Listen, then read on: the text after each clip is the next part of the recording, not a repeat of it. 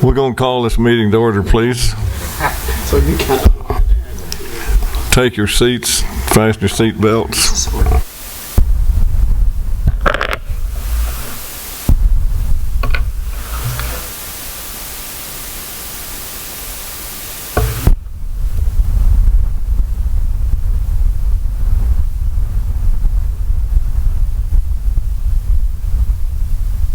Give us a roll call, please. Councilmember Newton? Here. Councilmember Hoffman? Yes. Councilmember Grummeyer? Yes. Mayor Pro Tem Bash? Yes. Mayor Hanna? Yes. All present? Thank you. Now the City Council will recess to closed session to consider the following matters. Mr. Mayor, before you will go into closed session, I'd like to add one additional item under anticipated litigation. Okay. Do we need to vote on that?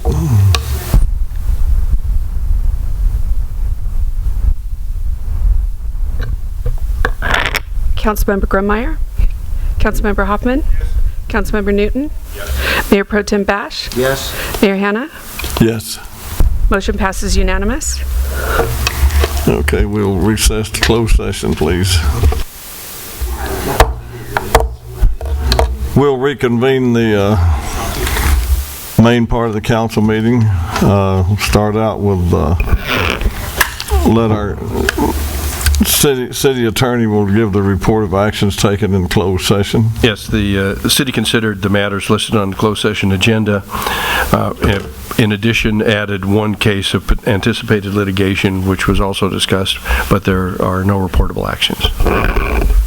Thank you, John. All right, the Pledge of Allegiance, led by Council Member Greg Newton, and remain standing for the invocation with Pastor Renee Parrish of the Beacon Hill Assembly of God Church. Begin. Pledge allegiance to the flag of the United States of America and to the republic for which it stands, one nation, under God, indivisible, with liberty and justice for all. Would you bow your heads? Lord, we thank you for this opportunity to come, Lord, and Lord, for our city leaders, God, to make decisions, Father, and provide direction, Lord, for our community. And Lord, your word tells us that you hear our prayers and the cry of your people. And so, Lord, we ask, God, that you would, Lord, respond to the cry for wisdom, Lord, the prayer, God, for guidance, God. Lord, that you would, Lord, just bring direction, Lord, and also favor, God, upon our community and our city. Bless those that serve, God, both within City Hall and at this council, Father. Lord, may your hand be upon them, Lord, to prosper them, to give them health and strength, Father, and wisdom, not only tonight, but daily. We thank you for this. In Christ's name we pray. Amen.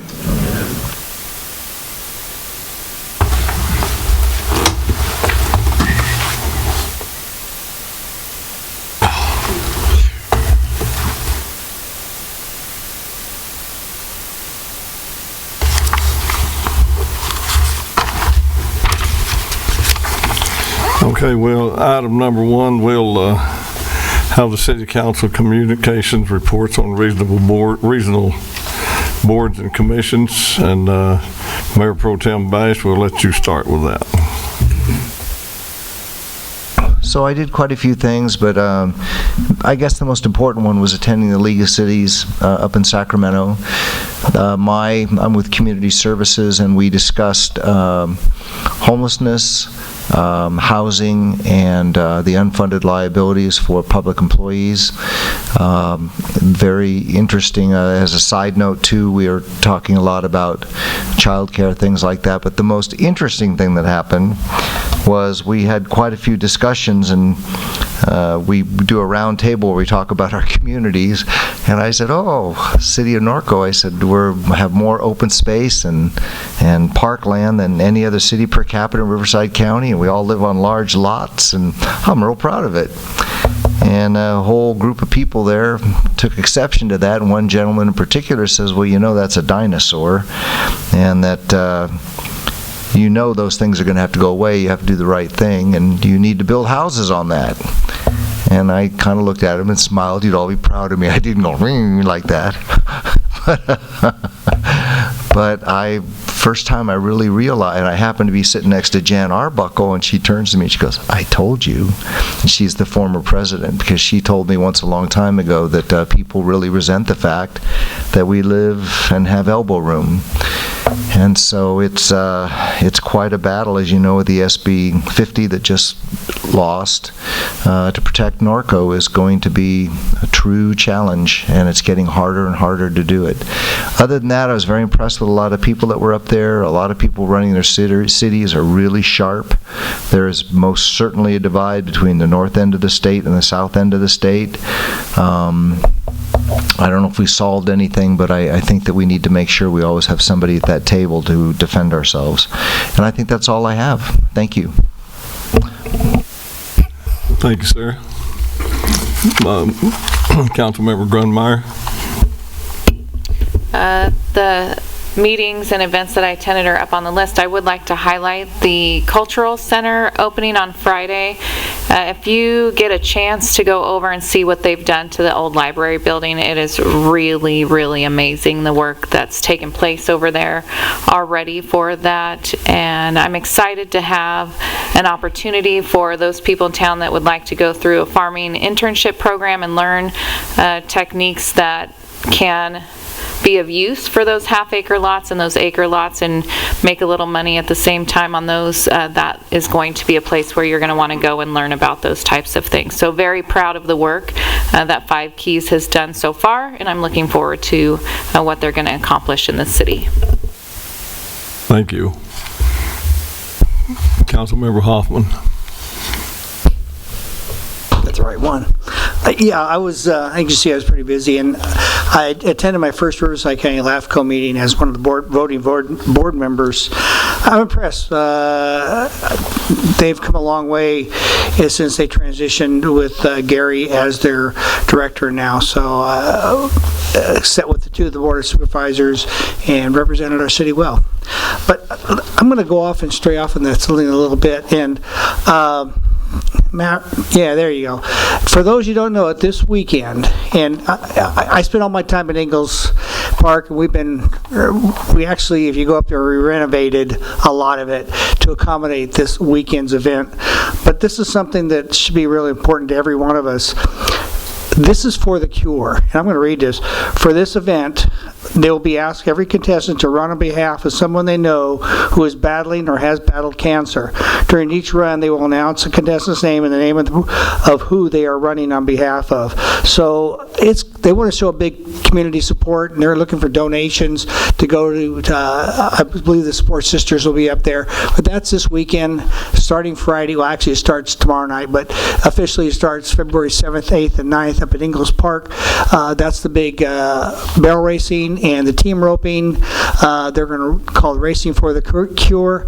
And then on Sunday, they'll have the mini bowls at 10 a.m. So it's an exciting weekend for us, and hopefully the weather will hold out and be good for it. And if I can, Mayor, I'd just like to, since by the time we get to the end of the meeting and when the room is almost empty, I want to give kudos out to the Riverside County Sheriff.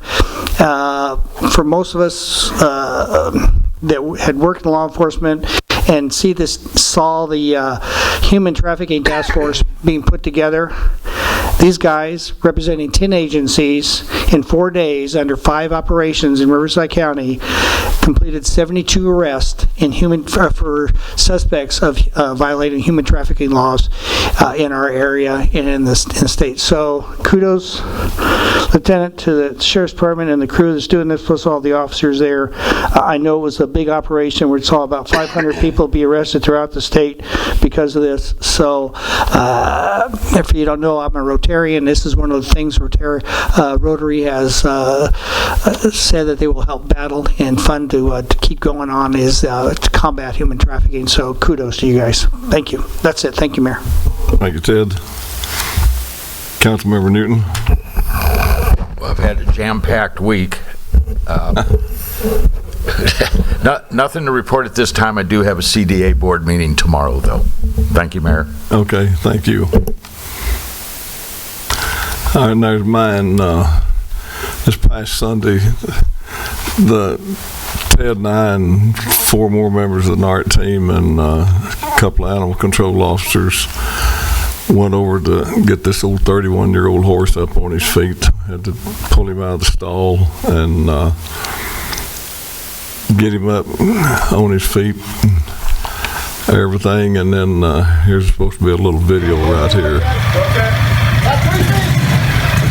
That's some of our equipment there. Thank God for the gator.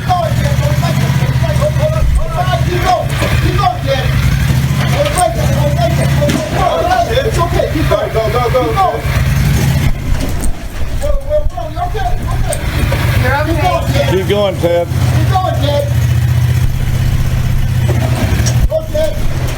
Okay. All right, Ted, hold it. Let's put that glide under there. Here, hold on. We have an extra piece of a sled to cover rough spots with, so the sled will glide up over it there. And the sled will go over that hump. Makes it easier on the horse and the equipment pulling it. Yep. Good. Go. Keep going. Go. Watch the back leg. Hold.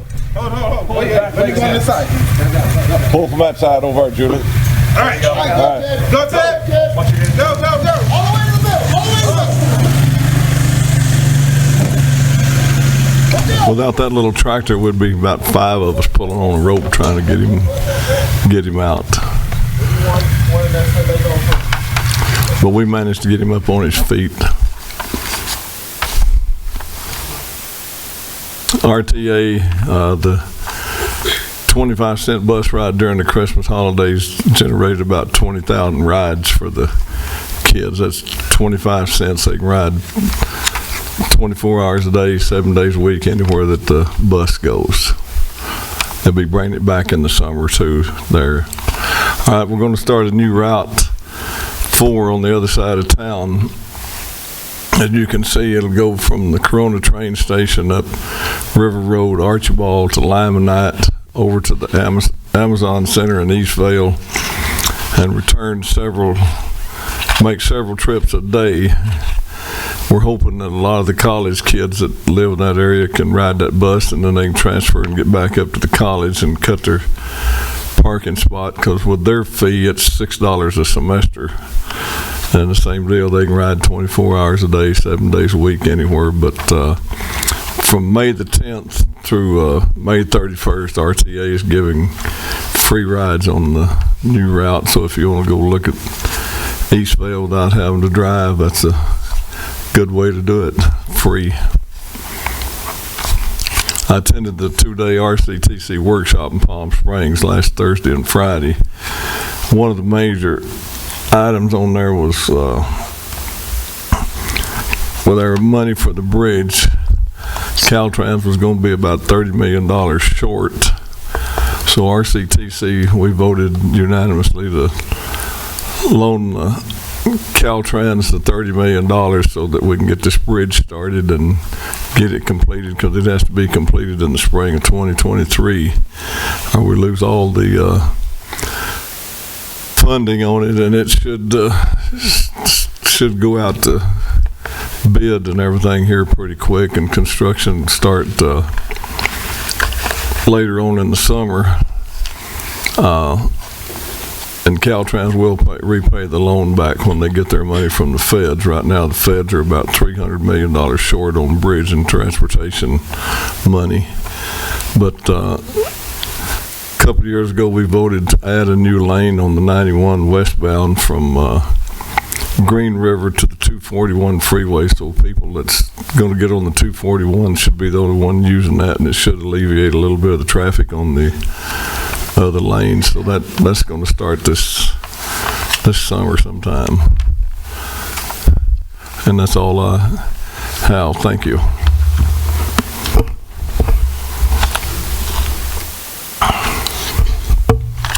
Next item, number 2, is the City Council consent items.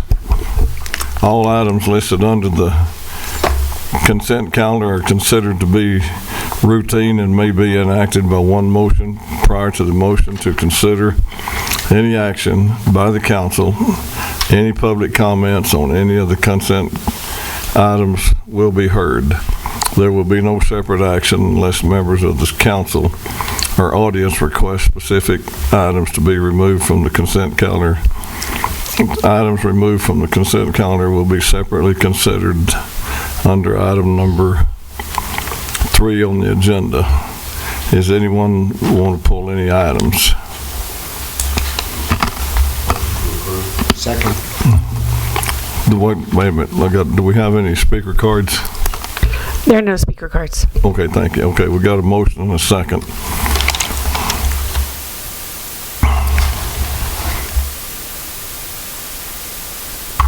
Please vote. Please vote.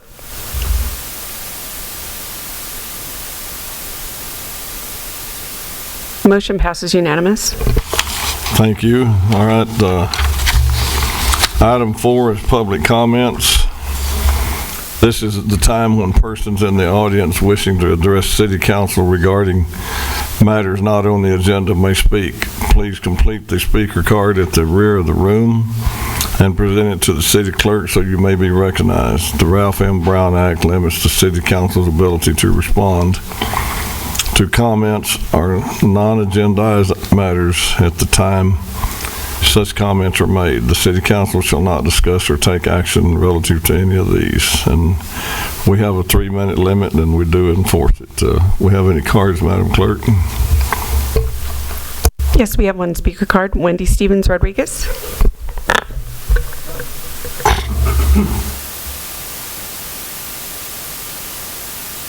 Hi. Hello. We are with Inland Art. Oh, yeah. We're with Inland Christian Choir.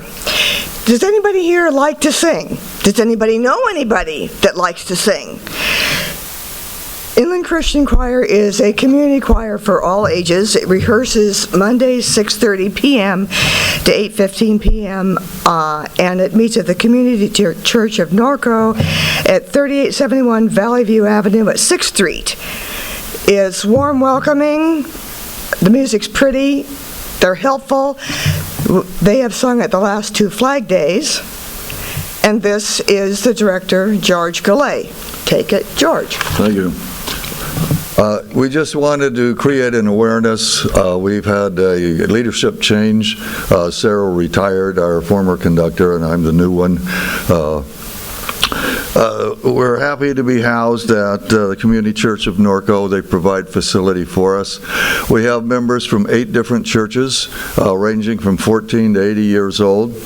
A couple complete families, kids, moms, and dads.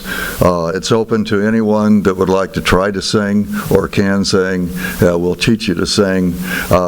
We wanted to just introduce ourselves and talk about the Flag Day, which we're going to do again this year, I believe, and open ourselves up. If there's anything more we can do for the community, or you think of us, we sing once a month at the church where we're housed, and occasionally we go out to other churches, or we'll share a service with another church. We try to do a secular variety show in the spring, and Christmas programs and so forth in the fall. But right now our interest is the spring, and making ourselves known and inviting people in the community to come and join us. Thank you very much. Appreciate the time to talk to you. Thank you. They have a Facebook page, and I can leave some flyers out front. Okay, thank you. There are no further speaker cards. Okay. Item 5 is the City Council discussion action items. Order of presentation by discussion items, staff report presentation, council questions of staff, public speakers in favor, against, neutral, council discussion and action. 5A is a progress report on the City of Norco 2016 strategic plan. That's given by our city manager, Andy.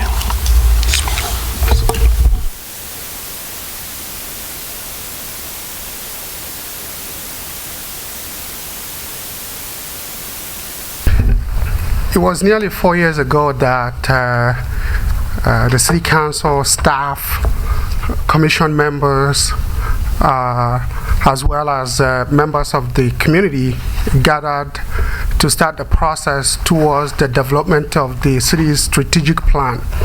That process resulted in the 2006 strategic plan, which was adopted August 17, 2016. Out of that process, the city council, city staff, and participants in that strategic plan session, we came up with 5 broad strategic priorities for the city that will guide the city for the next 3 or 4 years.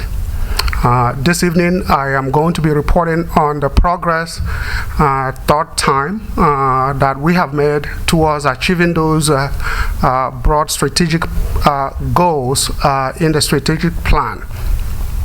In order to achieve these broad strategic goals, we came up with this were the oops, where am I going?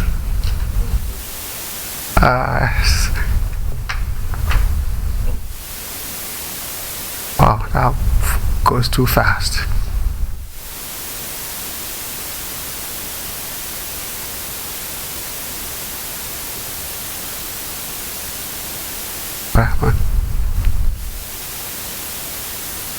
Whoa, you went the wrong way.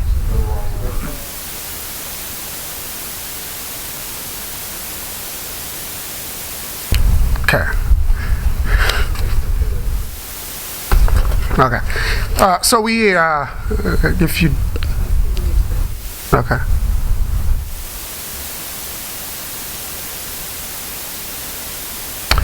I'm sorry about that. So these were the 5 broad strategic directions that the city council and staff and commission members and members of the community established back in 2016.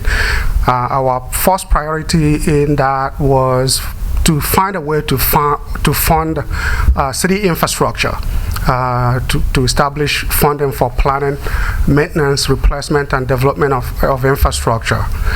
Our second strategic direction was to improve our engagement with the community through excellent customer service, community communications and programs. Thirdly, we wanted to ensure that we achieve financial stability by identifying new revenue sources, continuing our prudent financial management, and number 4, which deals with economic development. We recognize that the city of Norco has become a destination point, and therefore we wanted to leverage that characteristics that we have achieved to increase our transient occupancy tax, increase our sales tax by attracting new businesses and retaining existing businesses, as well as attracting tourism to the city of Norco. Finally, one of our strategic direction was to improve the quality of life in the city of Norco by enhancing our public safety services. There were many action plans that we set for each one of these strategic directions in order to help us to achieve those strategic directions over a 3-year period. I am happy to report tonight that most of these strategic priorities that the City Council and staff and members of the community agreed, staff over the last 3 years have essentially completed most of them. But what my presentation tonight is going to highlight the progress we made during the past calendar year 2019.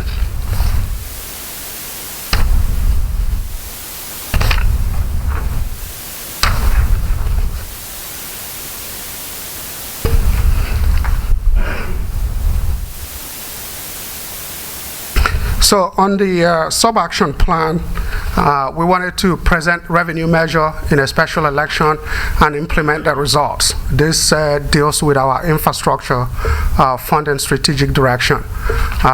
Most of those were completed, but over the past year, 2019, staff has continued with our public outreach engagement, the purpose of which is to inform the residents of Norco how the measure our revenue is being used.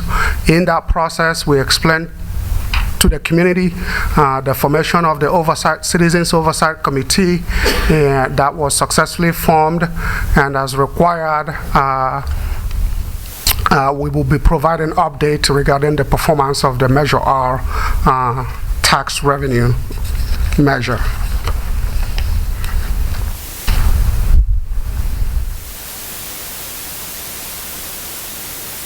Another action plan related to that strategic plan to generate revenue for infrastructure. Once Measure R was approved, our next action was to make sure that Measure R is correctly implemented to ensure that the collection of those revenues are done in a timely manner. There are two actions we took during 2019, one of which was we entered into a contract with Rogers, Anderson, Mallory, and Scott to select the oversight committee, which has now been formed. We entered into a contract with our sales tax consultant to ensure that the sales tax pertaining to that measure that are collected in the city of Norco is in fact reported to the city of Norco. And finally, we also entered into a contract with the California Department of Tax and Fee Administration, who actually collects those sales tax revenues and sends them back to the city of Norco.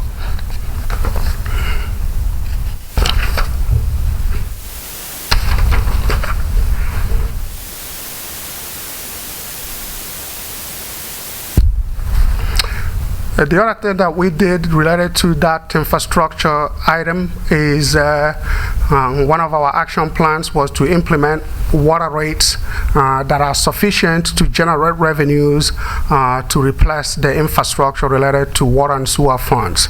As you know, the water and sewer funds are the revenues that are needed in order to fund the infrastructure for those two enterprise funds comes from the rates that the residents pay.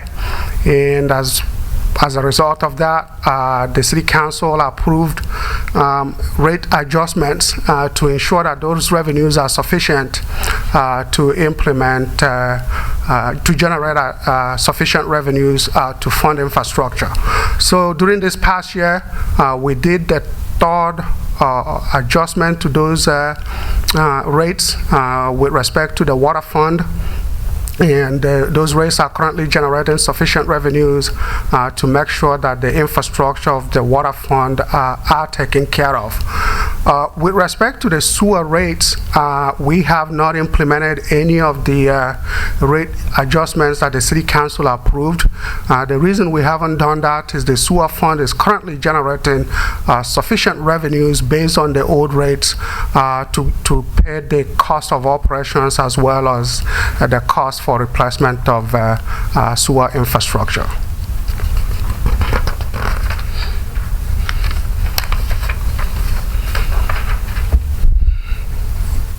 Another action plan that we did here to assist us with funding infrastructure is grant funding.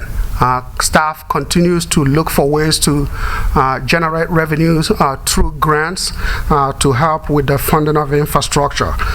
During this past year, we were successful in obtaining a tree planting grant in the amount of $242,000, which requires $81,000 in city match. These funds will be used to plant nearly 1,200 trees throughout the city of Norco. We also obtained grant here to do electric vehicle charging infrastructure in the city of Norco at an amount of $140,000 plus city matching funds. And finally, we will continue to participate in the CDBG and RCTC grant funds.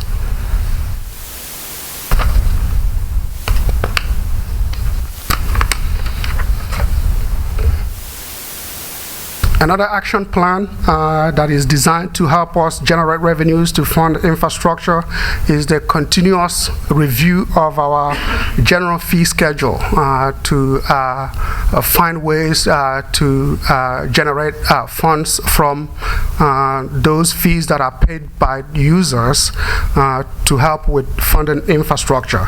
And during this past year, we did complete a cost of services study to establish new rates for the fiscal year, and those rates are in place. We also, as a result of that cost of services study, adjusted our fees to help generate revenues to fund infrastructure replacement. Our strategic direction number 2 is community outreach. There are a lot of activities that we planned on doing over the last 3 years. Most of those have been completed, but again, I will highlight those that we have undertaken during the past year.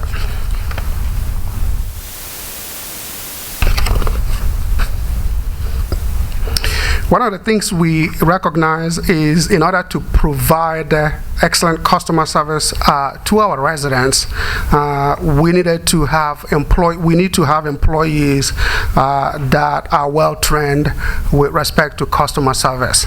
And during this past calendar year, we continue to provide customer service training to a number of our employees. This customer service training we are completed by 55 staff members, and additional 72 staff members participated in first aid CPR training, and many of our employees also participated in career development training in their respective fields.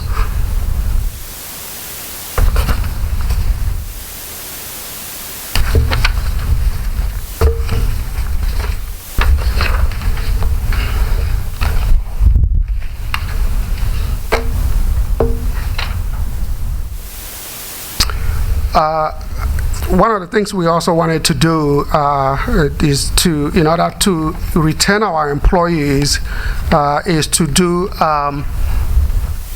continue with to complete a salary survey for all city positions, and to ensure that we are competitive in recruiting and retaining qualified employees. During the past year, what we did was we did a salary adjustment based on the cost of living for all employees, and promoted several employees that are critical in providing services to the organization. We reclassified the position to have information technology manager. We also created and promoted an employee into the communications manager position, as well as promoted a permit technician and emergency services assistant. And of course, the purposes of these are to make sure that we maintain our service levels in the organization, and again, by recruiting and retaining employees that are qualified to provide excellent services to the residents.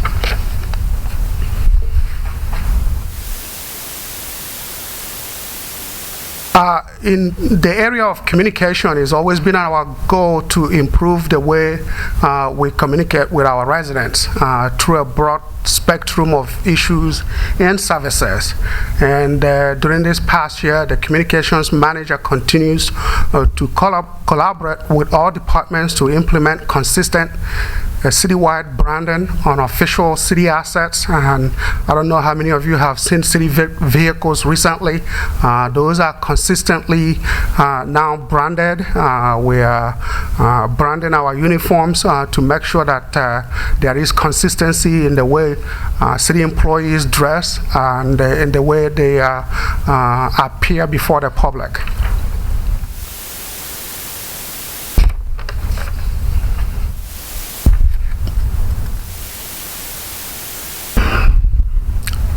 City website. this is something we continue to make progress on. During this past year, we upgraded our website to be more user-friendly, and we are looking for a way to provide additional information through our website, and the communications department and the IT functions continue to review our website for opportunity to improve.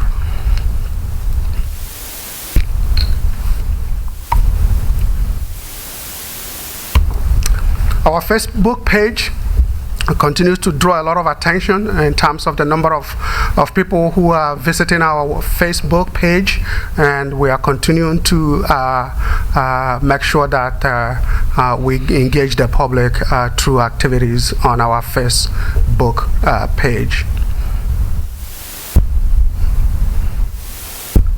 The City of Norco app, that continues again to be one of the ways that residents submit information or request or report issues to the city. To date, we have over 4,900 residents that have downloaded the city app and are using it to report issues that needs attention from city staff.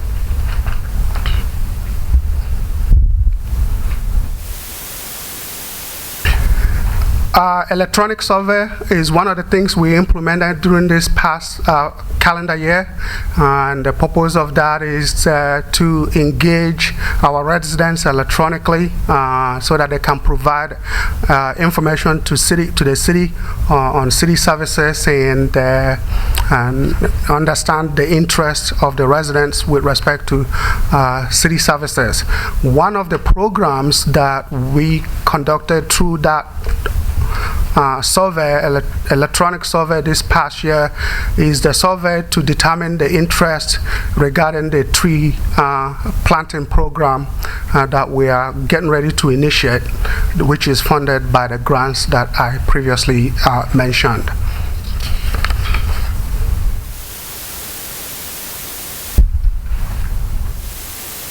Our weekly highlights, which is a publication we used to provide on a weekly basis. During this year, we turned that into weekly top stories. The top stories is published every Tuesday and is available to all residents who have signed up. And the purpose of these top stories is to provide residents with information regarding top events or top stories that are happening in the community, as well as important programs that the staff is working on.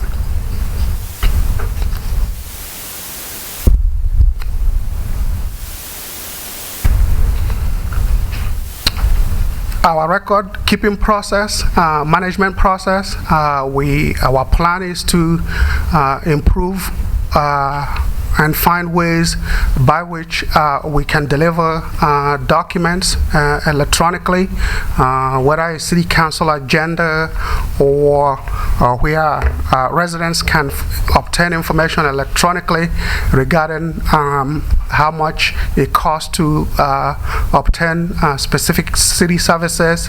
We are making progress on that. Currently, staff in the city clerk's office, as well as the information technology office, is reviewing several systems so that we can deploy a new records management system. We are also in the process of deploying building permit and a program that will assist residents in obtaining their building permits.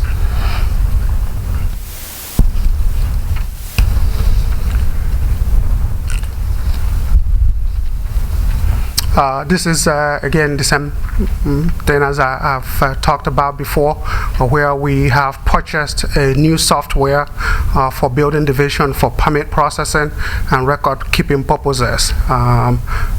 Staff is currently undergoing training on how to use this system, and we are hoping that it is going to be deployed in the coming months.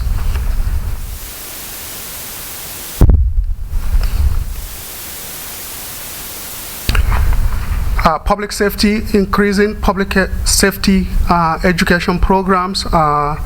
Lieutenant Elia and his staff have been very creative in terms of finding ways to engage our community here in Norco. Some of the things that they have done to bring people out includes pizza in the park, which has been done at least once, trail ride with the sheriffs, which was very successful, a trunk or treat. This was done during the Halloween, turned many residents out, and so these are examples of the programs that our public safety folks have implemented in order to engage our residents and provide them public safety education.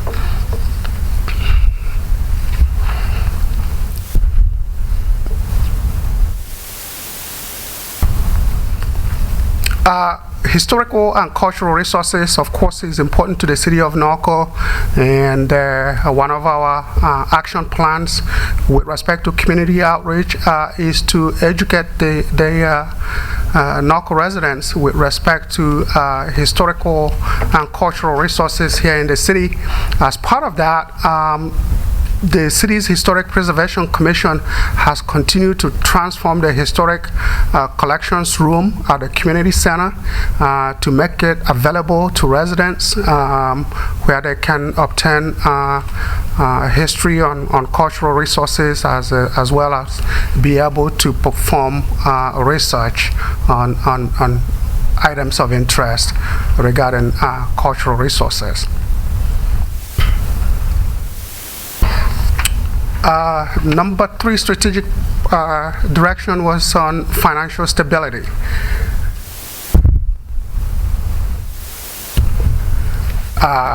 These are items that were tied to the Measure R.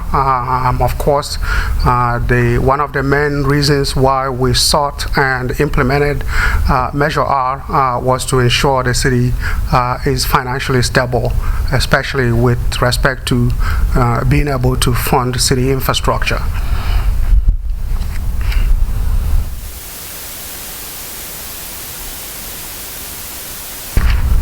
One of the things we wanted to do to make sure that we save the city money was to look at ways to refinance city existing debt for the purposes of lowering interest rates on those debt.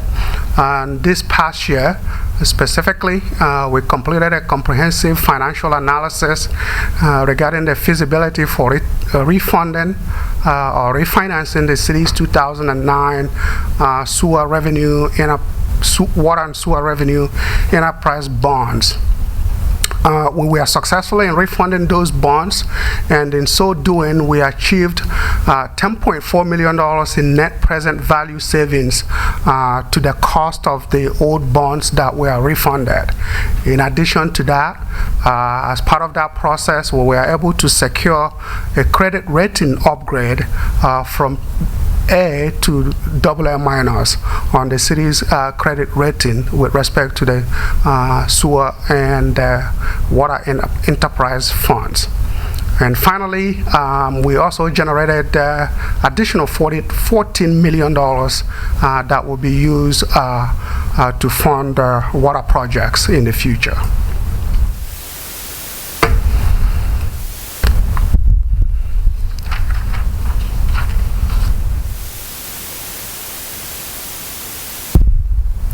We wanted to create a long-term financial management plan for the general fund, water fund, and sewer fund. We've previously addressed the issue of the general fund in previous years, but over the past year, as part of the refunding transaction that I previously discussed, we did a comprehensive analysis and projection for both the water and the sewer enterprise funds.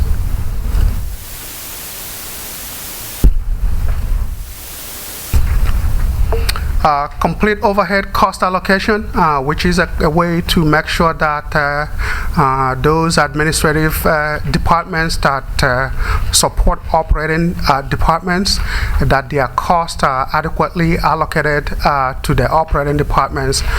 We did complete a study this past calendar year called the Overhead Cost Allocation Plan, and the results of that plan was incorporated into the fiscal year 2019 and 2020 budget.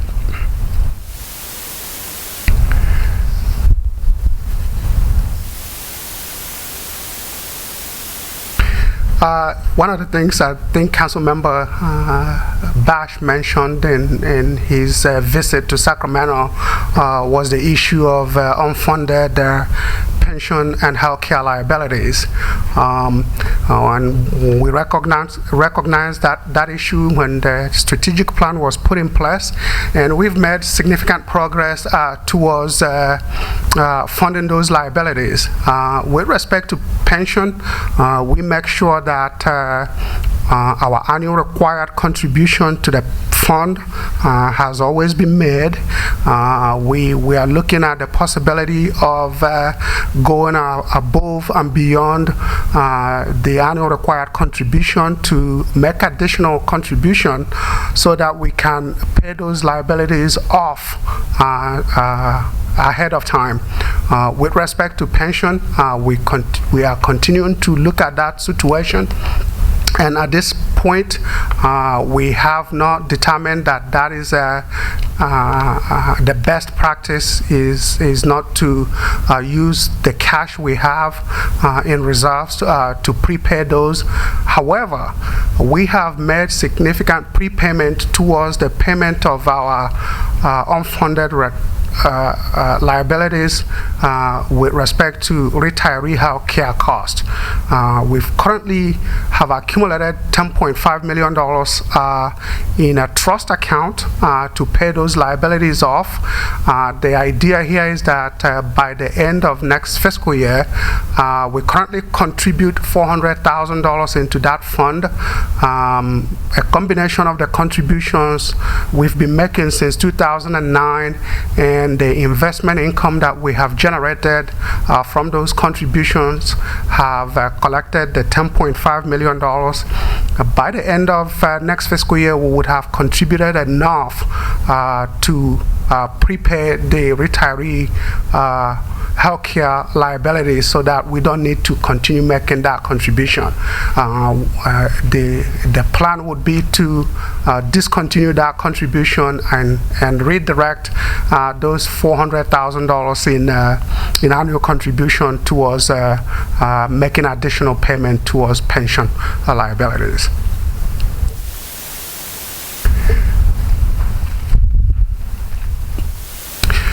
We wanted to look at other ways of generating additional revenues to the city through naming rights or asking people to pay a nominal fee when they use the Horstown USA logo. And we implemented programs to do that this past calendar year through amendment to the city's municipal code.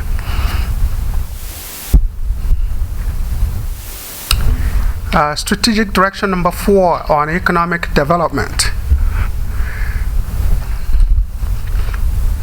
As I said at the beginning, we recognize that Norco is a destination point now, and we wanted to leverage that status to attract new hotels here in the city of Norco.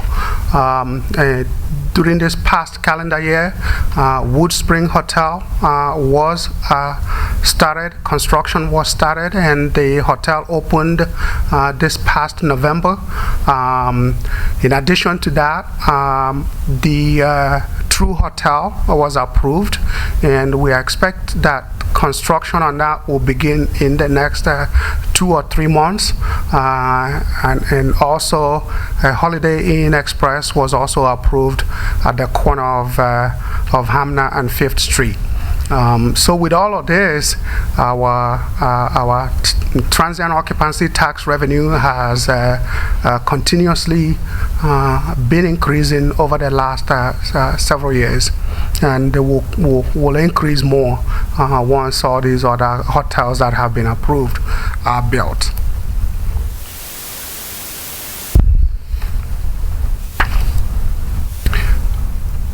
We also wanted to get some new restaurants, sit-down restaurants here in the city of Norco. There was progress on that during this past year. The Derby Room, which is a sit-down restaurant, along with sports wagering facility, was opened here in Norco. From all indication, that restaurant is doing very well.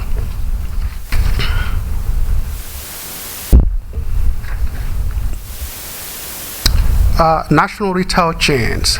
This is a strategy designed to increase again our sales tax, and one of the biggest things that happened here last year is the City Council approving the CarMax dealership. CarMax is currently under construction, and when that dealership is completed, is expected to generate significant sales tax revenue to the city of Norco.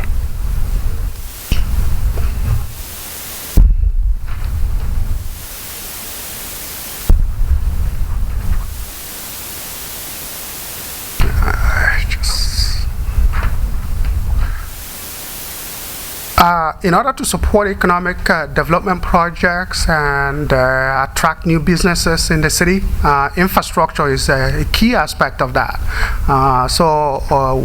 We recognize that when this strategic plan was put in place, and therefore we have emphasized the completion of certain capital improvement program projects to make the Hamner corridor attractive for businesses. So one of the things that is currently underway, and the mayor reported on that during his report, is the Hamner Bridge widening and replacement project, and that is on schedule, and I believe construction contract on that is expected to be awarded this June or July. In addition to that, we have done other projects on the Hamner corridor this past year. We widened Hamner, did improvements between 3rd Street and 5th Street, and we completed the replacement of street lights to make sure that that Hamner corridor is lighted up well at night.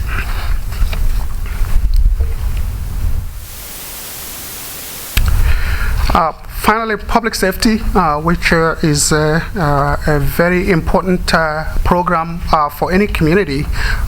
We set out to accomplish certain goals under public safety.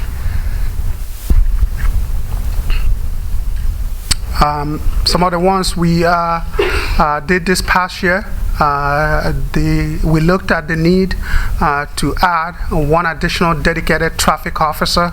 As you know, traffic continues to still be an issue here in the city. During the budget process, FY 2019-2020 budget, we looked at that issue and deferred it.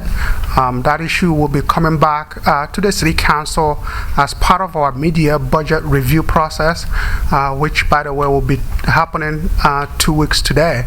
And the plan then would be to add one additional dedicated traffic officer, and we have identified where to fund it, and that will be coming to the City Council.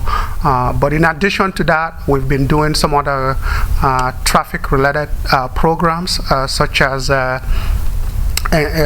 traffic calming measures, including installation of electronic speed feedback devices, stop signs, and street striping to make sure that public safety is maintained.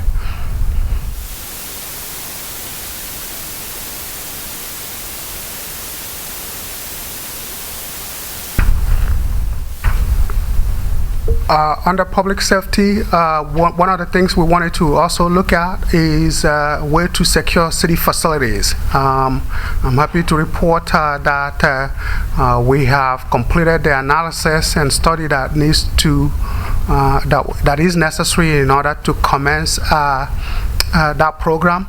We are currently working towards phase 1 implementation that will secure City Hall, and that contracts for that is going to be coming to the City Council very shortly.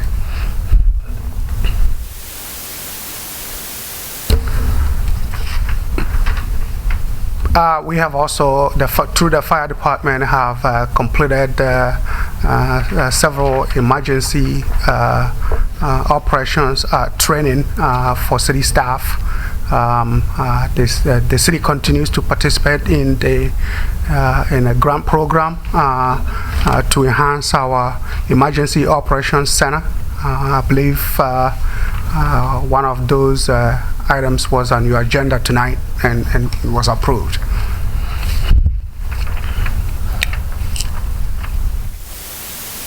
With that, that's a lot. Be glad to take any questions from the City Council. Anybody have any questions? Okay, Kevin. Good report, Andy. Thank you. It's we've come a long way since 2009. The True Hotel, how many rooms does that have? I think it's 98. Somewhere right in the high 90s. So we're running, how many does Fairfield have? They have 92. So what, we're creating about altogether 600-700 rooms in Norco? Okay, that's pretty good. What's our biggest one? Wood Springs, 122. Thank you. Good job, Andy. On that note, Andy, I know about a year ago or so we had mentioned that when we got these hotels up and running that we might think about putting on the ballot to raise the TOT tax another penny. We'd talked about that one time. Yeah, if you remember, we did go from, I believe, 8 or 9% to 11% several years ago. We have looked at what the going rates are in neighboring communities, and it seems like the 11% rate is good for now for the city of Norco. We'll obviously continue to look at that. Okay, thank you. Anybody else got any comments or questions? Thank you. That's a receive and file. We need voting action on that, Madam. I'll make the motion to receive and file. Please vote.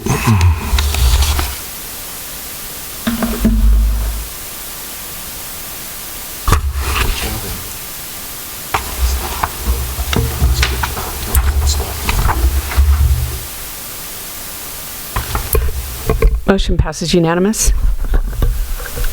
Thank you. Okay, 5B is the process and status review on accessory building regulations. Mr. King. Thank you, Mr. Mayor, members of the City Council. This is an annual report that we bring to you on the status of our regulations for accessory buildings.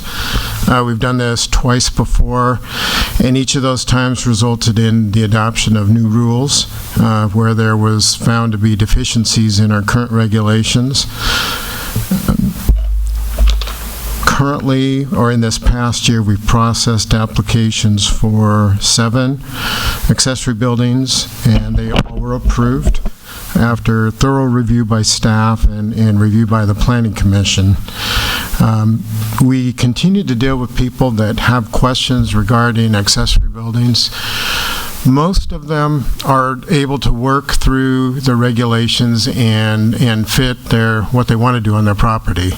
The one issue that has come up, not all the time, but a few times, is the current requirement that the animal keeping area that's required has to have a 5-foot buffer between that area and property lines and between that area and existing or proposed buildings on the property. And the reason why that was done was because if an open animal area is placed adjacent to a building or adjacent to, for instance, a fence on the property line, most people want to keep their horses away from those types of things so they don't eat them or knock them down and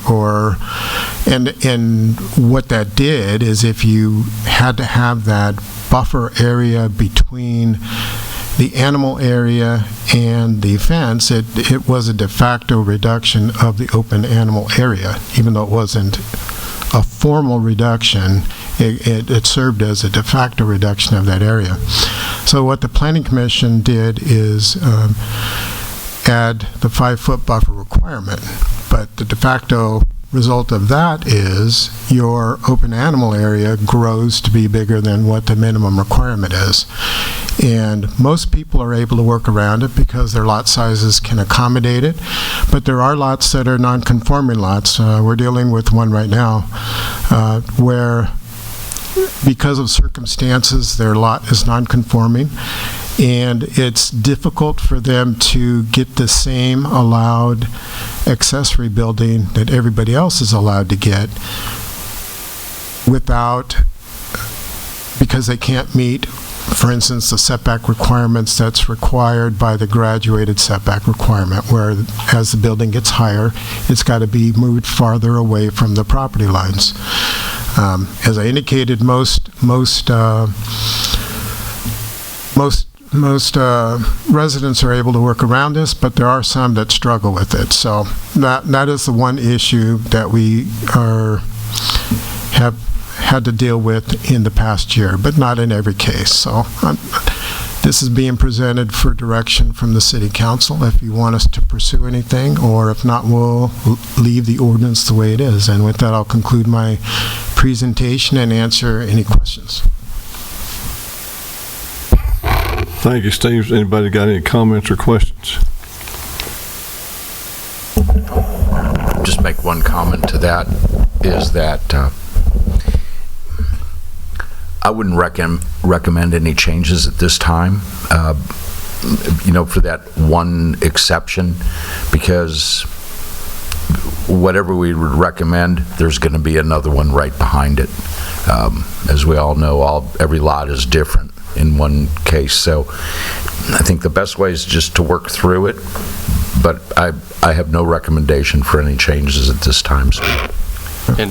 And again, depending upon the circumstances, theoretically, there could be a variance application. Yep, there could. There could be an application for a variance. Not necessarily granted, but an application. Yes. Right. In that one of those findings is you've self-created the situation that puts you into the variance. Yeah, then, for instance, the one we're dealing with right now, their lot is I don't want to divulge private information, but their lot is a non-conforming lot as that resulted from a lot line adjustment combined with the widening of a street. So their lot does not fit our minimum standards today. So technically, that could be a situation where they could apply for a variance.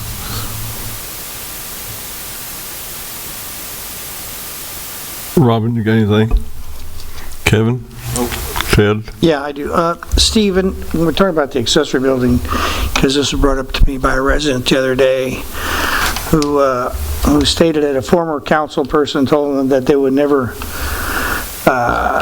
restrict the cargo containers, and now we have pods. Have we addressed, I know when I was on planning, we said cargo containers were being treated as like either they weren't allowed or were not allowed, or they needed to be permit, or they were deemed an accessory building. Are you still treating those the same way then? Okay. Yep, and pods the same way. Okay, that's what I thought. We don't need to change. As long as it's included in there. So, okay, thank you. Okay, that's also a receive and file. I get a motion. Yeah, Mr. File. We have a motion. I'll second it. We have a motion and a second. Please vote.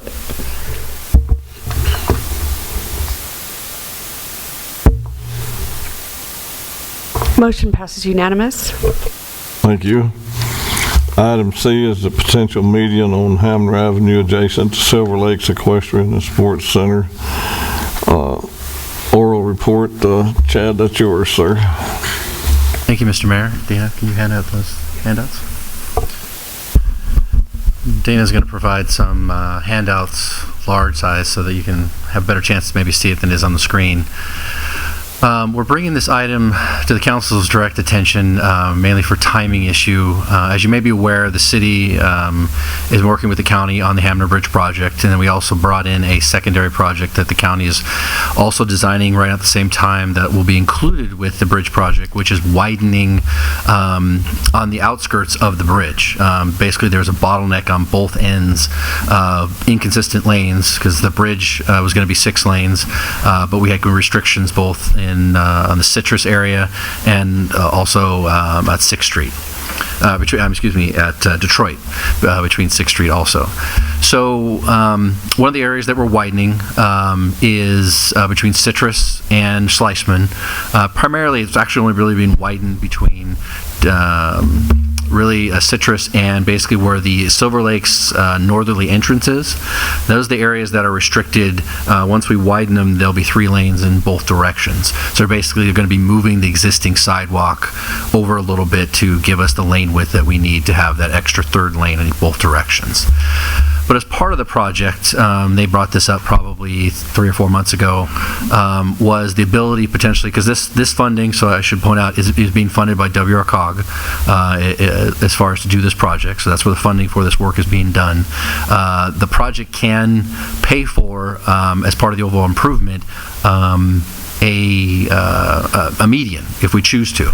At the time, we made the general determination that we didn't want a median because there was a potential or a perceived potential of putting in a signal up at the northerly entrance where the Silver Lakes exit is. However, recently,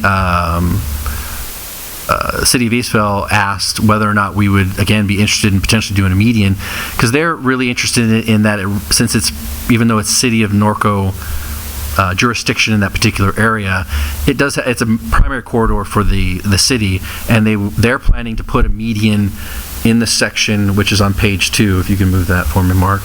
That little basically blue area there, and you'll see the Silver Lakes entrance that's on the bottom of that page there. It kind of give you a perspective of where the city ends, and it should show you a boundary line showing where the City of Norco ends and the City of Eastville begins. Basically, from that portion on, they're planning to put a median in. They would really like to put in a median and have it actually have landscaping for basically aesthetic purposes in that area. They've also even, if Norco is amenable to it, would maintain the median, provide water, keep the plants up, etc. So we wouldn't have any maintenance obligations. And so we decided to bring, because of it, really the issue about Silver Lakes and whether there's a desire in anything in the near future to potentially put a signal in. Obviously, we didn't want to put a median in and then a year later have to take a portion of it out because of poor planning when we thought we were going to move forward on a potential signal. The other issue with the signal is it's really a question of who's paying for that, even if there was going to be one. Staff has looked at that, and the city engineers estimated that signal would be about $350,000 to put in. And we would have to work with the city of Eastvale on that because the orientation of that signal would be in the public right-of-way of Eastvale to properly put the signals in, which again could be accomplished. It's just we're pointing out that there's actually 2 jurisdictions that we physically have to coordinate with, so it's certainly achievable. And then we'd probably need to do some sort of coordination with signalization between the 3 lights that are pretty close together, which may add more cost depending on the system that Eastvale uses versus the system that we use and how we coordinate those signals so they effectively work. So the question becomes is, we really haven't had a hardened discussion about whether or not there will be a signal in the future, and then again, who would pay for it. I think in general, staff's impression is a median would look nice. It would certainly look nicer than the existing delineators we have out there, which do need replacement from time to time because they get knocked off or damaged from vehicles. So we're replacing it as a maintenance issue. Hardened median would provide a more permanent solution to that. And it also, in the future, let's say if it was 5 years from now, there was a decision, and let's say if Silver Lakes decided they want to do a signal and they were going to fund it and wanted to move forward, removal of the median, that section of it would not be cost prohibitive. It's really just curb and gutter, and in this case, if it's landscaped, it's just removing dirt. We would plan accordingly as far as any type of irrigation lines to put them well below the level so that if they took out a certain area, the irrigation wouldn't be impacted, and we'd put it deeper in that area where there might be future construction so that that work could be done, remove the median, repave through that area, and we'd not have to mess with any irrigations that could impact that area. So we want to bring this back to you because at this point they're getting ready to final these plans and include them in the overall project, and this is one of the last elements they need to look at. So rather than us as staff making a decision yes or no at this point, we wanted to bring it to council and ask your opinion about what you think we should do. Leave it as is and just keep our delineators. When the project is done, they'll put all the delineators back because we're going to resurface that area up there. It's going to get road redone as part of the project. I should point out that portion of the project where there's resurfacing, it will be included as a cost that I'm paying for because they're going to be redoing the lanes on each side, but it's better for me to go ahead and fund the additional money as part of a CIP project that will be included in future CIP that you guys review in the next budget cycle, so I'll identify that. So there will be some funding I'm providing just to basically finish our portion of the road. Eastvale's doing the same thing. They're going to fund their portion that's not done. So basically, the WRCOG will take care of the outside lane improvements and the restriping of the whole road, but the actual repaving has to be paid for by the individual city. So we will have some contribution, but the majority of that particular widening work is all being done under WRCOG. So with that, I'd be happy to answer any questions you have regarding the project and welcome your thoughts about how we should give direction to the engineer moving forward. Thank you, Chad. Any questions? I have a couple. When did these drawings first get started? Because I see down here a rev date of 5/1/2013. How long has this been in the conversation about this meeting? They've only been on this project since, I want to say, June of last year. So I apologize. I didn't pay attention to the date. I don't know why they have an old date. But so yeah, this contractor's only been involved with this project since probably June. Okay. Part of my concerns on this is that this has been in the works, let's say, from June of last year, and I kind of feel like we're getting jammed up with it, right? You know, it's like, we got to give you some recommendations, and so they can move forward. So just to start out of the gate, I'll give you 2 recommendations. Has the Streets and Trails Commission looked at this, or have you had any conversations with them? No. Okay, so that's going to be my number 1 recommendation, that we should have the input of the Streets and Trails Commission. I would discourage that in this point because it is a timeline issue. And that's what I mean. You're trying to jam us up, and we're ignoring the commission. No, I'm not ignoring the commission in this respect. And the reality is, if you want to do that, we can. I don't think this is an issue for the Street Trails Commission in regards that it doesn't have a significant impact to Norco as aesthetics. Normally, I always try to bring back aesthetic-related project, and that's what this is. It's aesthetics to the commission. I've routinely brought them back to the group. Let me give you my second recommendation. Sure. Since we're talking about the northern exit and a potential of a possibility of future signalization, I believe that's a Streets and Trails Commission issue, but also it's an economic EDACT that I think our Economic Development Commission should have some impact on. What does this median do? Because right now, I can see why Eastvale's supporting it, because everything written on this says turn right to Eastvale. Whatever happened to our turn left to Norco? So I'll start it off with saying I think those 2 commissions should look at this and give us input before we give any direction. I would say at that point then I would recommend that we simply give a recommendation to the county that nothing be done and move the project forward, because you're talking about significant delays in giving a response. And I'm okay with that. That's where I'll leave it for the other council members at this point. Robin? Evan? There you go. What's the guy who gave hand on the... Yeah, I am. Chad, you had me until there's not enough time, because you had a meeting Monday night, Streets and Trails Commission. And I'm going to be like Councilman Newton. These are 5 other people that we as a city council have put in that position to help us out. Gives 5 other ideas. Just, that's all we want. Just, that helps us. Even though they don't have any legal thing, it's get an idea that we give somebody else an opportunity to look at it. And I know you had a meeting Monday night, so I don't go with your answer. But the other thing about that medium is I kind of agree with Councilman Newton. It says turn right, don't turn left. The other thing that bothers me is we put a medium in there on busy days, and I've driven there on Saturday or on a Sunday when they're busy. Are we going to putting that medium in will create their less stacking? On a big event, those vehicles get in there, and if we're going to put 6 lanes, that gives them that medium is going to take out part of a center. I'm going to take out a turn lane for them, correct? To get into Silver Lakes? No, nothing changes as now. So, but have you ever been out there on Saturday and Sunday? No, and it backs all the way up to Schleichman.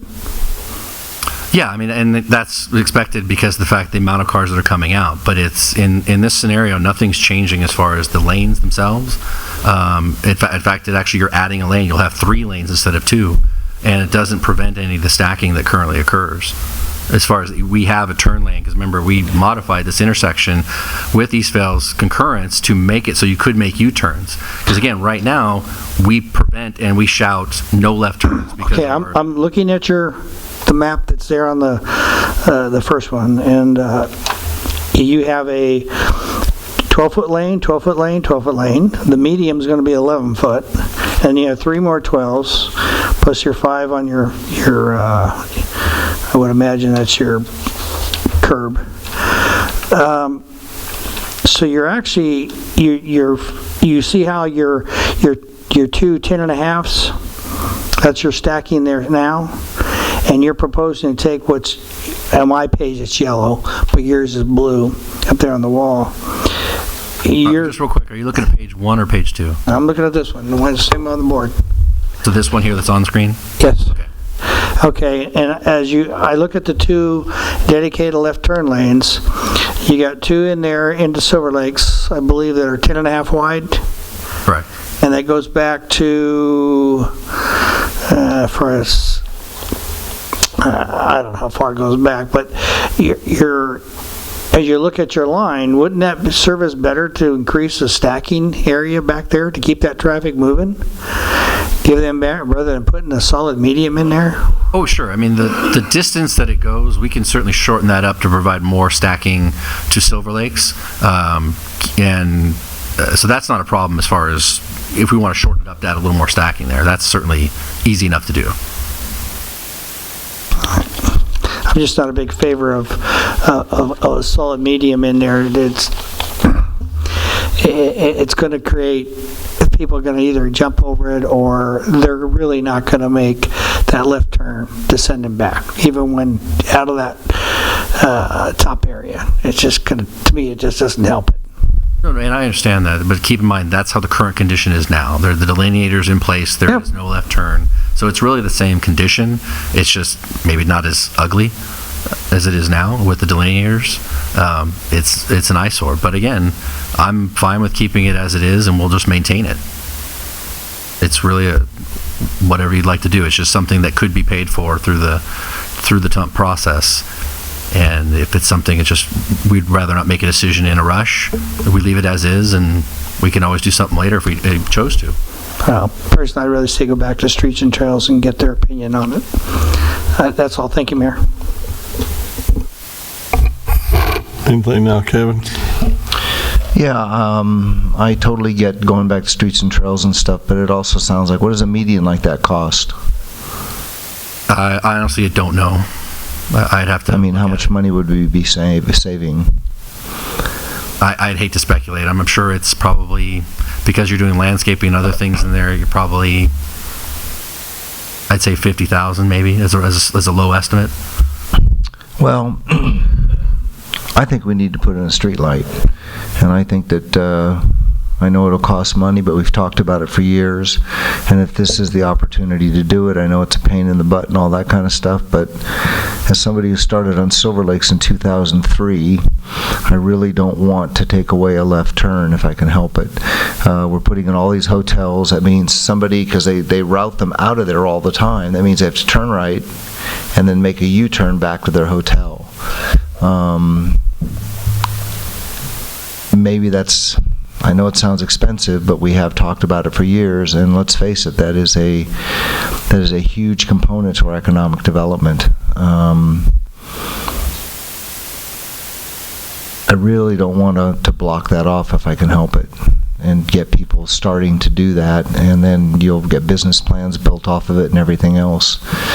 I don't know how the rest of council feels, but for me, I'd like to know what a street light, what it would really cost to put something like that. And I know it's $350,000 is what you say, but let's find out for sure. It could be more, it could be less. I mean, again, to get the precise cost, we'd have to do a full engineering analysis on it, but the rough estimate, based off our other streetlight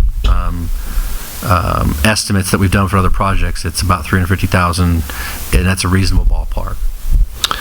All right, well, I just think that every opportunity to point toward Norco is the way we really, really need to go. Even if we just leave it sitting for a while, but $50,000 for the medium, it might be a way to save that. I don't know. Go back Streets and Trails and those kind of things, I totally get where you're coming from, but at the same time, if we can save some money, because one way or another, I predict we're going to have to put in a left turn lane, or what'll happen is some distant council will just forget. And we'll have all these hotels and all this work done, and we have one way for people to get out. And most of the time during a tournament, they don't go out on the left side. They go out on the north side. So that's just kind of my 2 cents. Thank you, Mr. Mayor. Robin? I'm in agreement that it needs to go back to Streets and Trails for review, and EDAC as well. We know that our neighbors are building right next to Silver Lakes, and that we need to try and get those people to come back to Norco. And sometime, looking at this, I understand that there's a U-turn there, and I've used it myself, but I only have to get across one lane now, and it would be an additional lane to get across to make it over to do the U-turn. And just thinking about somebody that drives van loads of kids, sometimes that extra work isn't worth it when you've got a bunch of kids in the car, and depending on traffic. So I do think it's something that needs to be reviewed a little bit more in depth than a quick report at the end of council. Okay, Chad, how far from that exit to the end of the Eastvale property where they're going to put their city hall and their hotel and everything, how does that go all the way to Schleisman? Because I can't remember. The current intersection goes to Schleisman. I mean, that's where the entrance to the new development is going to be, at Schleisman. I mean, that property goes from Silver Lakes all the way to Schleisman then. Past Schleisman, actually. Where they're going to build that. Correct. A little bit past Schleisman. See, and I agree with these other guys about it going back for more study and suggestions from these other groups, because knowing how some of those people over there think, they're thinking we put at a median, then everybody's going to turn right and they'll pull into their hotel instead of coming around back over here to ours. That's the way I look at it.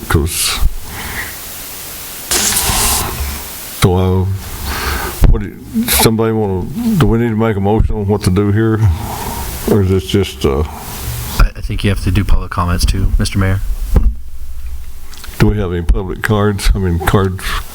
We have no public comment cards. No cards, okay. So do we need a motion?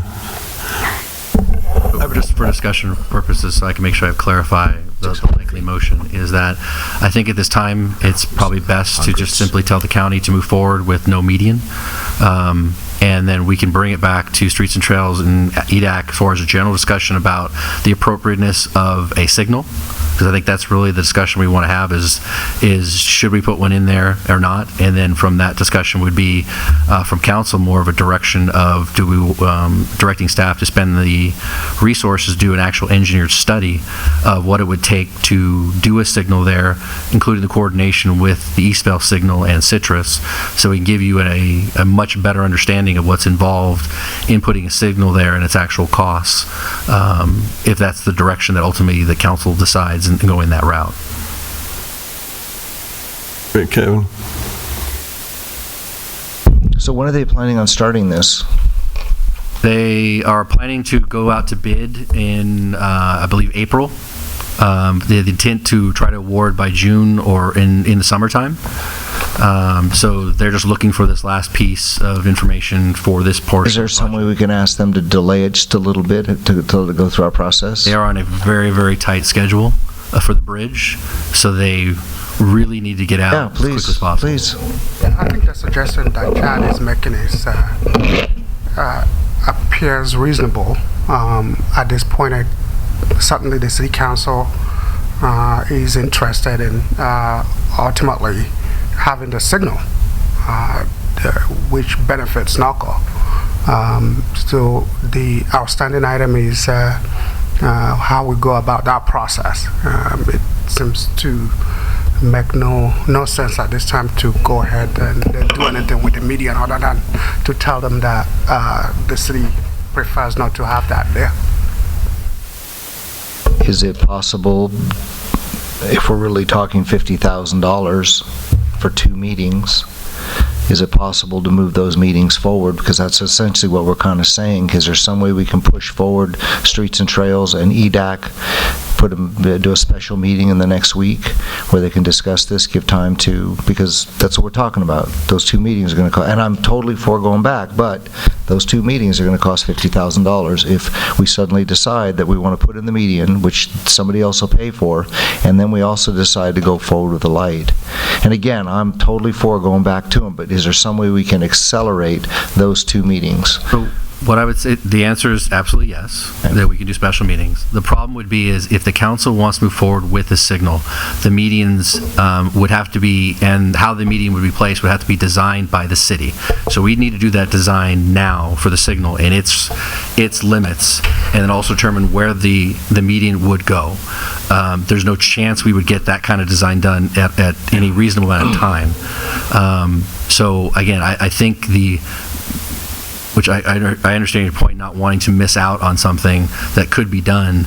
But again, in talking with the city engineer and the process that needs to be done in identifying the actual limits of where the signal has to go and pushing the median out, because the median is going to be a farther distance away to allow proper left turns out of the park.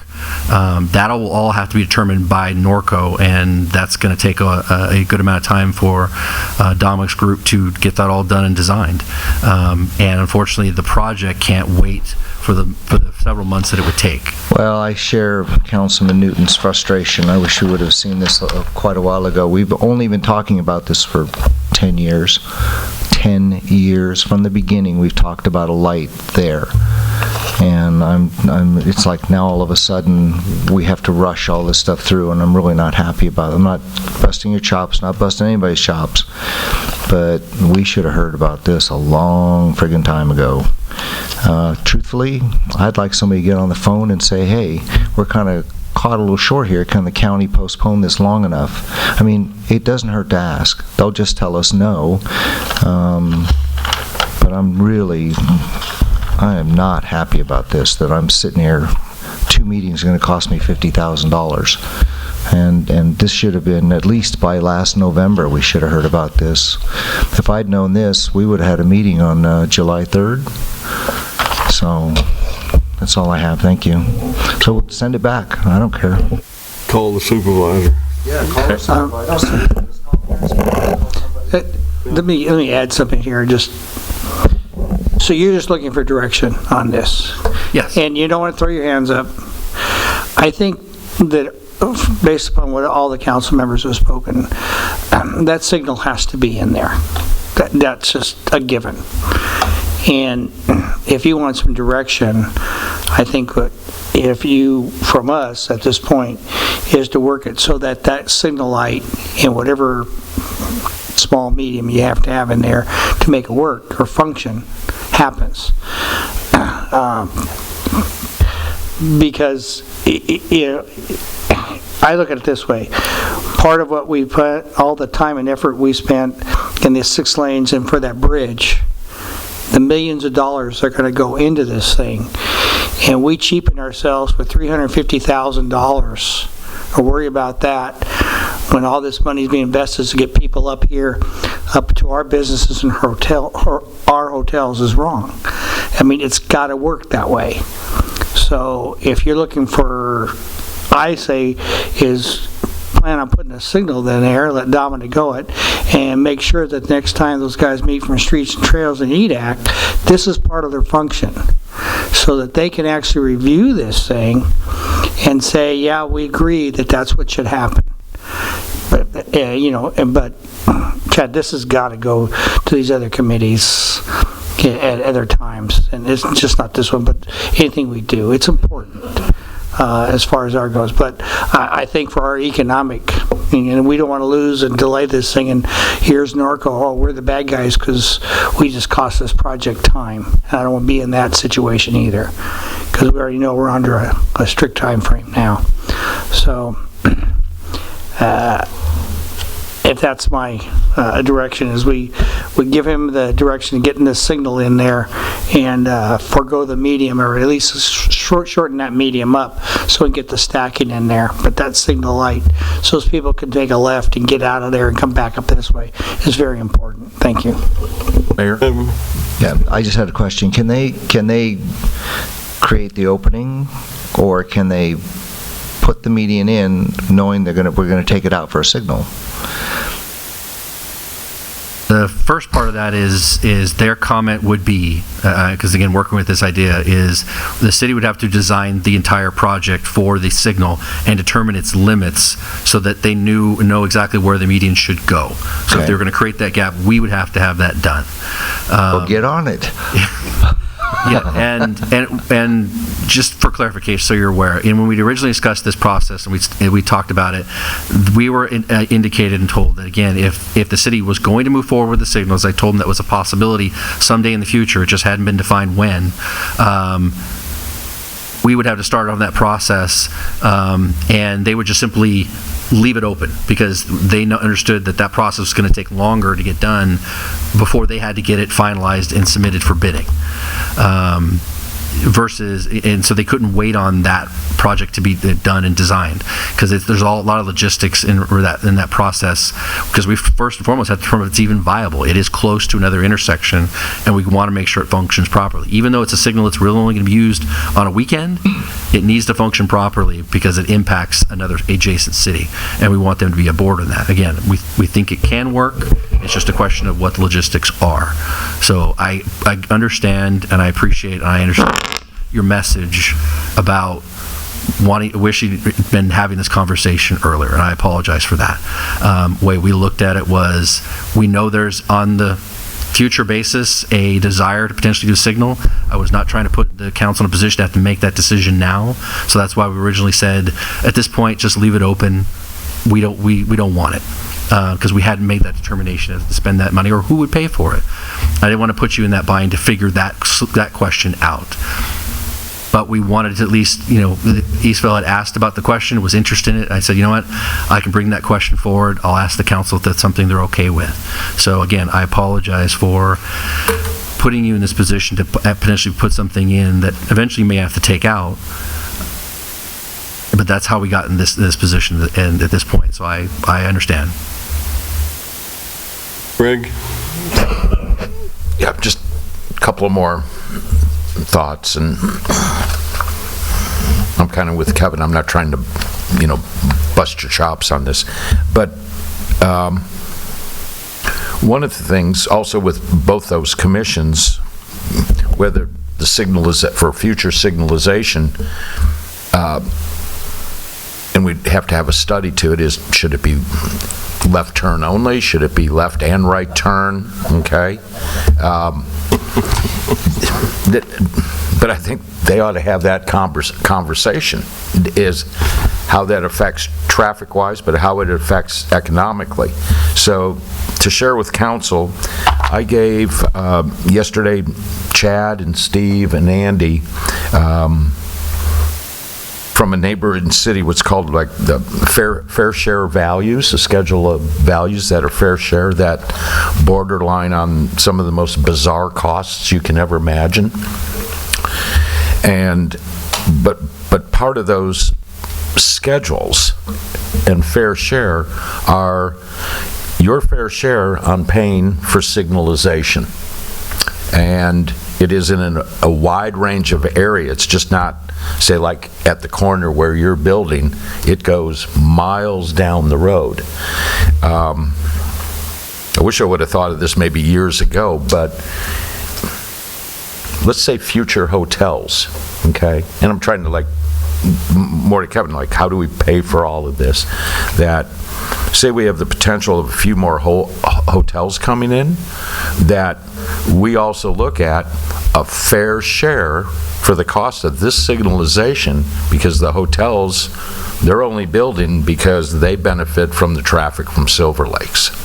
So I think we could somewhat, to try to offset those costs, kind of look at a fair share value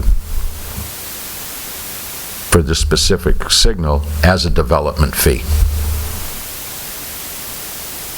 But not as bizarre as the list that I gave you, okay? So, but I think that should be part of the conversation. I think, do you know where I'm trying to come from? No, I understand. Again, Yeah, like okay. anything, I think it's the same thing as when you pointed out the kind of the public sector, or not the public safety fee that you were looking at. You're talking about last year of how you... Like a CFD for public how you safety. could potentially do this kind of thing. So I understand what you're trying to say. It's just trying to generate, appropriate fees to help pay for the infrastructure that's impacted. Correct. Yeah, I understand. Okay. That's what I would like. I'm not sure how to do it, but I will look into it. That's why I gave you that list. And you would probably have to consult Harper to see which part of it's legal, but, okay. It's borderline, but I would like that to be part of the conversation. Sure. That you have. Thank you. Okay, somebody want to make that motion?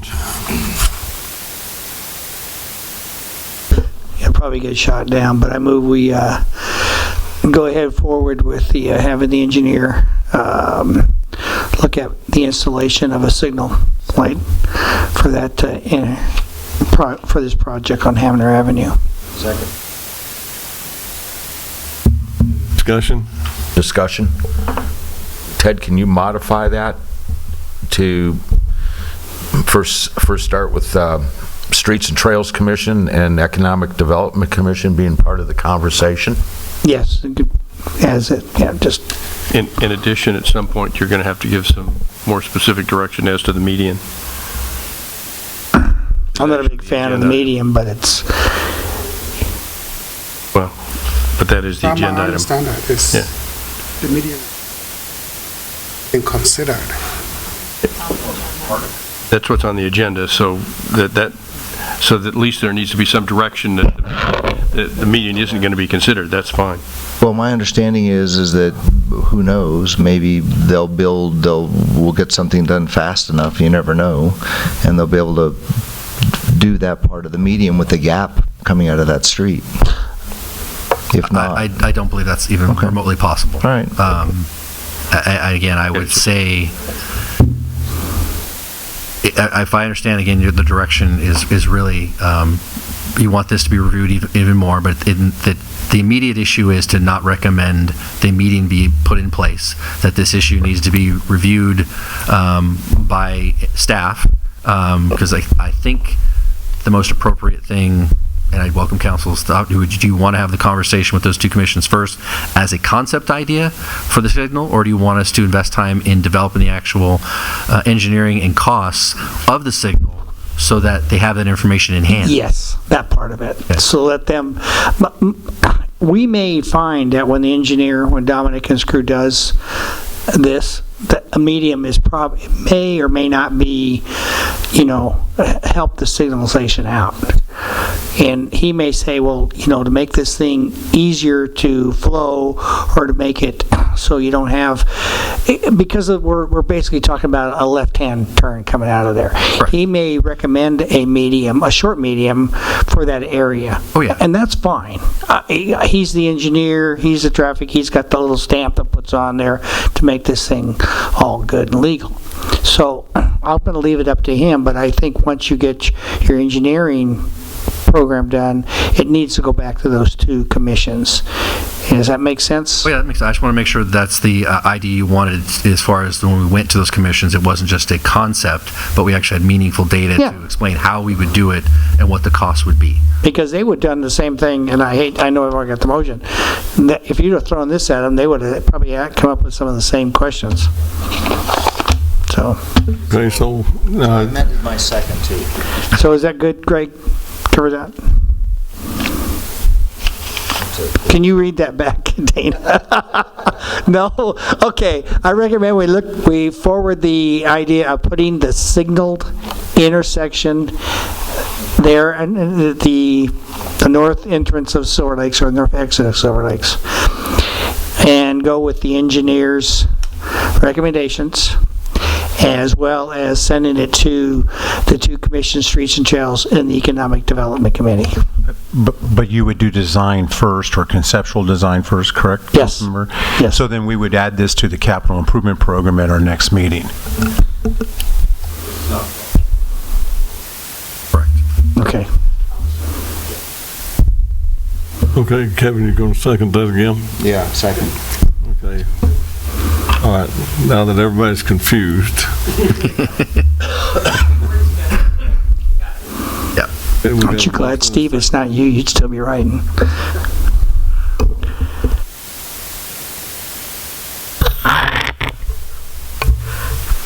Please vote.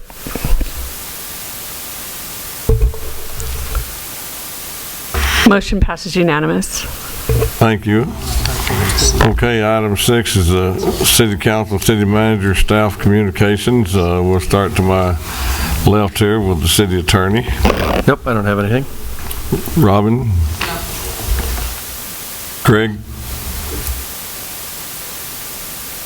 Dana? No, thank you. Mark? Ed? I've said enough. Steve? More than enough. Mr. P? I'm good. No, thank you. Lieutenant? Ted?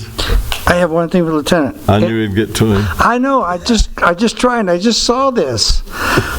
Is the canines going to be at Silver Lakes on February 11th? Do you know?